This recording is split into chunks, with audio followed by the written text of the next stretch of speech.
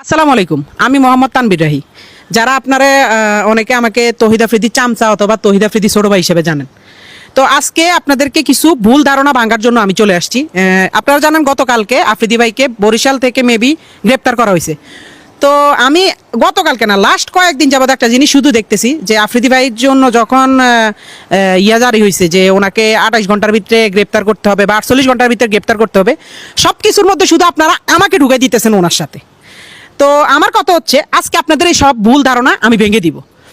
আমার সাথে আফ্রিদি ভাইয়ের সাথে লাস্ট জুলাই আন্দোলনের 1 মাস থেকে 2 মাস আগ থেকেই ওনার সাথে আমার সাথে পুরোপুরি সম্পর্কটা এক ধরনের শেষ হয়ে গেছে।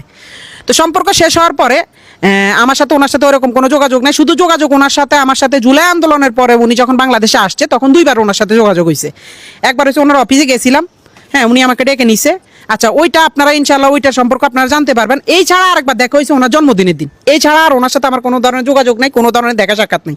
কিন্তু আজকে আমি নিউজ ফিডে ঢুকতে পারতেছি না। আমার পরিবারের উপরে চাপ আসতেছে, আমার উপরে বিভিন্ন ধরনের চাপ আসতেছে যে আমি নাকি তহিদ আফ্রিদিকে ধরাই দিছি পুলিশের কাছে, এবং উনি নাকি নোয়াখালীতে আমার বাড়িতে গেছে। ভাই, আমি নিজে তো জানি না আমার বাড়িতে উনি গেছে।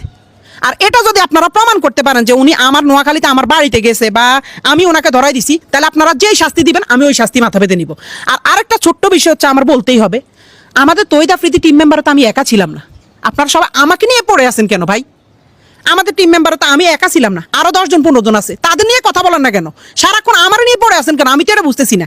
আর আপনারা যারা আমার বলতেছেন যে আমি তারা ধরাই দিছি, ভাই, ওনার আব্বারে মেবি ধরছে রবিবারে।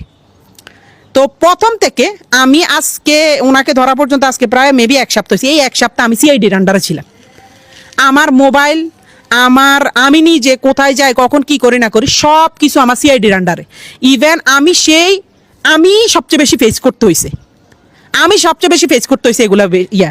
তো আমার যেমন কি হয়েছে আমি তো আপনাদেরকে বলি, ওনার আব্বারা যেদিন ধরে নিছে ওই দিন সকাল 12টা কি 1টার দিকে আমাকে বসুন্ধরা থেকে সিআইডি অফিসাররা ধরে।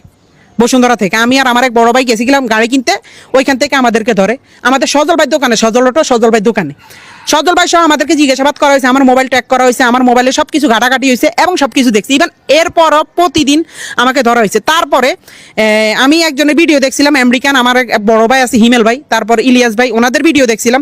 ওনারা ওইটার মধ্যে যখন আমারে জড়ানো শুরু করছে, তখন আমি দেখলাম যে ভাই, আমি ওনার সাথে সংযুক্ত না বা ওনার সাথে আমার যোগাযোগ না। ওনার বিয়েতে পর্যন্ত আপনারা আমার দেখেন নাই। লাস্ট ওনার বিয়েতে পর্যন্ত আমরা দেখেন, হ্যাঁ, উনি আমার ভাই, উনি আছে, উনি ওনার মতো, আমরা আমার মতো। উনি ওনাদের মতো কাজ করছে, আমরা আমাদের মতো কাজ করতেছি। ওনার সাথে আমার প্রায় 1 থেকে